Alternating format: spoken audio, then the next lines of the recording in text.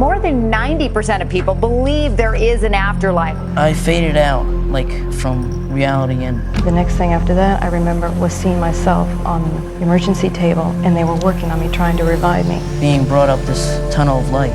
I was feeling all this love and this acceptance. An hour later, the doctor came out and she said she was fine. And out of nowhere, she just asked when she can see God again.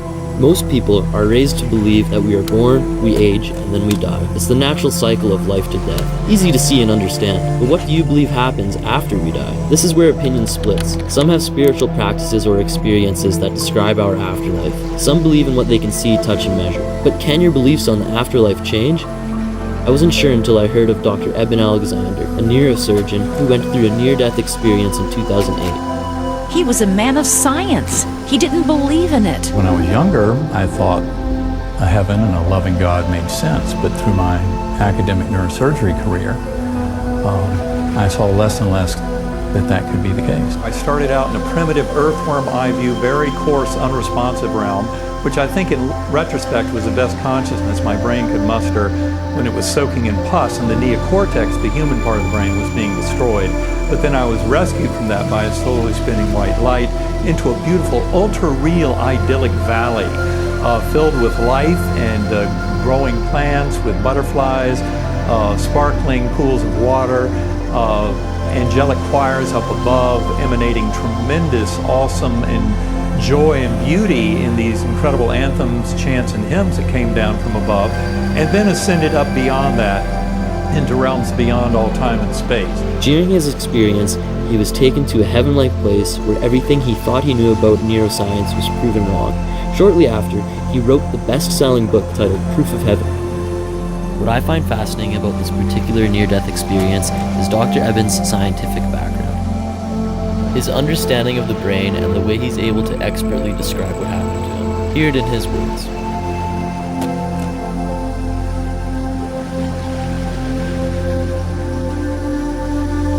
I woke up about 4:30 in the morning with severe back pain, headache, and then the next thing my family knew is I was lapsed into general epileptic seizures. I was in grand mal status, which meant I was just seizing and completely unconscious, and that's when they called the EMTs, took me off to the Lynchburg General Hospital emergency room, and did a lumbar puncture.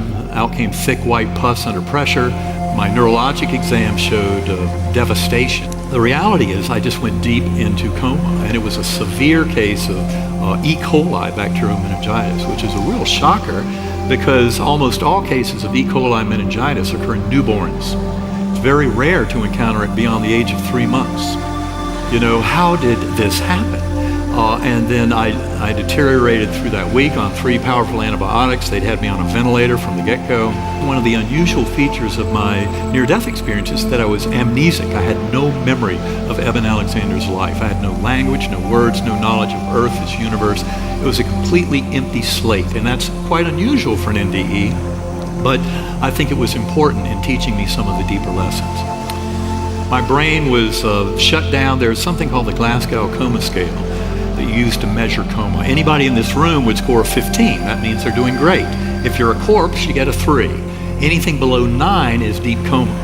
And for the vast majority of that week in coma, I was around a 6 or 7, sometimes as low as a 5. So I was in deep coma the whole time. They had CT and MRI scan data showing that all 8 lobes of my brain were affected. No part was spared. And that's why to have an extraordinarily rich experience, far more real than anything I'd ever experienced in my life, completely violates everything I thought I knew about brain, mind, and consciousness. You need a conscious brain to experience. But no, you don't. The brain is a filter. Its main function is actually to restrict consciousness down to this tiny little illusion of kind of self and non-self, you know, all the stuff out there, and a here and now. But so much of that is really a fiction. Step over from this world into the next. What happened? Well, for me, that journey began in a very primitive, coarse, unresponsive realm. It was like being in dirty jello. I called it the earthworm's eye view. And I was there for a very long period of time. I'm sure I didn't have any kind of memory formation moment to moment. So it seemed to last forever. But the good news is it didn't. I was rescued by this slowly spinning, pure white light with fine silvery and golden tendrils. And as it came towards me, I realized it came with a perfect musical melody.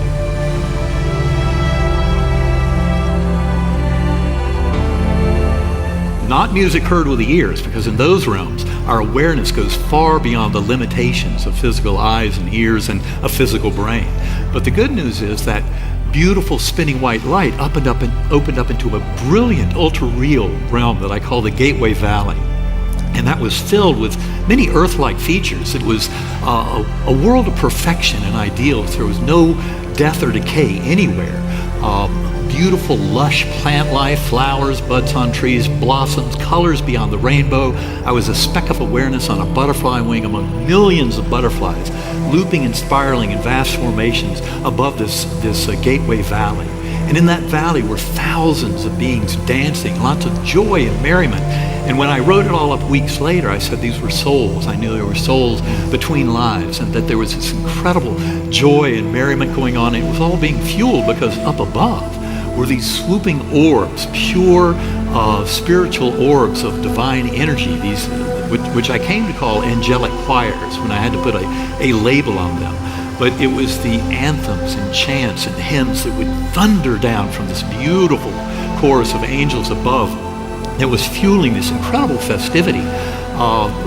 Sparkling waterfalls into crystal blue pools, and all of this joy and merriment, children playing and dogs jumping, so incredible happiness. Your senses are heightened and not contained, not Correct. confined. You got to remember, our brain and our eyes and ears, they give us a very kind of diluted down version of reality compared to that. There, it's like drinking through a fire hose, an incredible ocean of this loving awareness. And for me, in that beautiful Gateway Valley realm, on the wing of that butterfly, my first awareness of the divine was a sense of a divine wind, or the breath of God, as I called it in some of my early writings, that blew through. And it was amazing because even though the elements of the scene stayed the same, all of a sudden I realized the incredible power of that divine force, of that causal force of an infinitely loving God. Not a judging God, one of infinite love, of being home, of our spiritual essence, of the purity of our being. With comfort that really goes beyond any words. So you felt comforted. And that's why you felt at peace. Absolutely, and that is such a beautiful lesson that comes not just from my near-death experience, but from near-death experiences across all cultures, all nations, going back several thousand years. The stories are always of this beautiful peace, like we are home. This incredible joy and oneness, and that God force of pure, infinite love is so healing. The good news is you don't need a near-death experience to know this. It turns out that it didn't all happen in that Gateway Valley. That in fact the music from those angelic choirs provided portals to higher and higher levels, all the way out to the core. And the core was infinite inky blackness, but filled to overflowing with that God force of love. And all in the setting of the entire material universe and lower spiritual realms having been shrunk down to this complex oversphere that was there as a source of lessons and teaching. But in that realm was this incredible oneness with the divine, a sense that our very conscious awareness is directly connected. There's no separation between us and that God force. Of course, the God force is the pure love, yes, with absolute unconditional love for all of creation. I wasn't alone.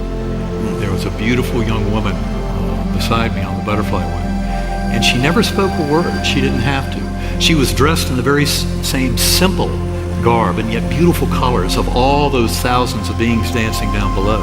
And she looked at me with her sparkling blue eyes and high cheekbones, a broad smile, soft brown hair framing her beautiful face, with a look of infinite love. And that, to me, was the essence of the journey. And I think the most important thing for me to bring back was how her awareness came into my mind. And of course, it wasn't as words when it happened, but when I put it all to words weeks later and writing it all up, the message was very simple. And the thing is, I knew her so well from her mental, emotional connection with me in my mind. And yet, I realized, and this was especially haunting in the months after my coma, when I started reading thousands of near-death experiences and saw that there was always a guardian angel who was somebody very crucial in your life. And I remembered her so perfectly that I knew I'd never met her in my life. That was the beautiful discovery 4 months after my coma. And of course, there's that beautiful picture. That's exactly. So you didn't know who this was? No. I had no idea. And it has to do with the fact that I had met my birth family about a year before my coma. But the reality is they were still suffering from the loss of that daughter, and so they didn't really want to talk about her too much. And what they did share was what a beautiful, angelic, loving soul that she was. And of course, I was quite sad as a brother who never got to meet her in this world. And that's why when my birth sister, Kathy, she finally sent me a picture, and I received that picture about 4 months after my coma.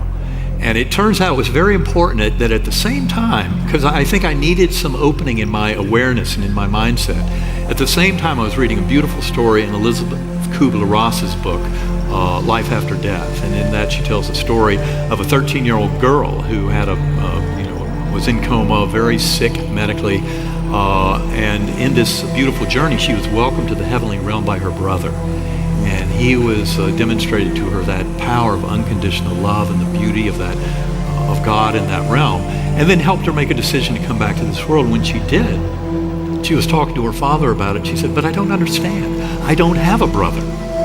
And he said, "Well, you did, but he died 3 months before you were born, so we never told you about it." And that's when I looked up at the picture that I just received the afternoon before, and I collapsed on the ground, and my heart pounds, and I can't, even now, every time I revisit this story, chills running up and down my spine because of the beauty of that recognition of that guardian angel. And all of a sudden I realized we were deeply connected. And in fact, it's like she was looking at me in the picture that you showed a few minutes ago, as if to say, "Do you finally get it?" Yeah. Well, yes, Betsy, I finally get it. Well, the doctors had estimated early in the week that I had about a 10% chance of living through it. After 7 days in coma, with just a horrible medical picture in terms of prognosis, they predicted that had gone down to a 2% chance of survival. But in that medical conference they held that Sunday morning, they recommended to the family stopping the antibiotics. And the reason for that is they thought there was no chance for my recovery. So when I did actually open my eyes on that Sunday morning, they were shocked. My brain was so completely savaged by this experience, I had no idea who these beings were standing by my bedside. My sisters, my sons, my former spouse, my mother. I didn't know who they were. All I remembered was where I'd been, this incredibly rich journey. And I also had, for about 36 hours after I came back to life and they pulled out the breathing tube, I was kind of in and out of a crazy, paranoid, delusional ICU psychosis, a nightmare, back and forth in that world. But the memories from deep coma, in many ways, were far more real, vibrant, and alive than any of the rest of it. And that paranoid, delusional nightmare, those memories faded within about a week. The memories from the deep coma experience are as fresh today as if they happened yesterday. When millions and millions of people start sharing these stories, there is no doubt of the eternity of soul and the reality of this God.